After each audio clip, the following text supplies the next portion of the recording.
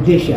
ಸರ್ಕಾರಿ ಆಸ್ಪತ್ರೆಗೆ ಬರ್ತಕ್ಕಂಥ ಬಡ ರೋಗಿಗಳಿಗೆ ಹೊರಗಡೆ ಹೋಗಬೇಕಾದಾಗ ನಕ್ಕೊಂತ ಹೋದ್ರಪ್ಪ ಅಂದ್ರೆ ನಮ್ಮ ಆರೋಗ್ಯ ಕ್ಷೇತ್ರದಲ್ಲಿ ನಮ್ಮ ಸಿಬ್ಬಂದಿ ಯಾವ ಟೈಪ್ ಕರ್ತವ್ಯ ನಿರ್ವಹಿಸುತ್ತಿದ್ದಾರೆ ಅಂದ್ರೆ ಆ ಪೇಷಂಟ್ ನಕ್ಕೊಂತ ಹೋದ್ರಪ್ಪ ಅಂದ್ರೆ ಅದರಷ್ಟು ಖುಷಿ ನಮಗೆ ಇನ್ನೂ ಬೇರೆ ಯಾವುದೂ ಇಲ್ಲ ಅಂತ ಹೇಳ್ಬೋದು ನಾವು. ಈ ಕಾರ್ಯಕ್ರಮದಲ್ಲಿ ದೊಡ್ಡ ಬಜೆಟ್ ಪ್ರೋಗ್ರಾಮ್ ಅಂದರೆ ಟಿವಿ ಮುಂಚೆ ಪ್ರೋನೆಟ್ ಬಂತು, ಸಿಮಿನೆಟ್ ಇದೆ.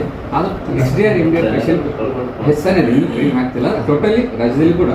But 2025 entry ಮಾಡ್ಬೇಕಂತಿತ್ತು.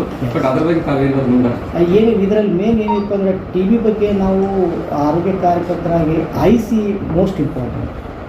ನಾವು TB ಬಂದಮೇಲೆ ಟ್ರೀಟ್ಮೆಂಟ್ ಹಾಕ್ತೀವಿ. ಫಸ್ಟ್ ಆಫ್ ಆಲ್ ನಾವು IC ಮಾಡಿ ಆರೋಗ್ಯ ಶಿಕ್ಷಣ ನೀಡಿಕೆಸಿ TB ಬರಲಾಗ ನೋಡ್ಕೊಂಡು ಹೋಗ್ಬೇಕು. Prevention is better than cure ಅಂತ.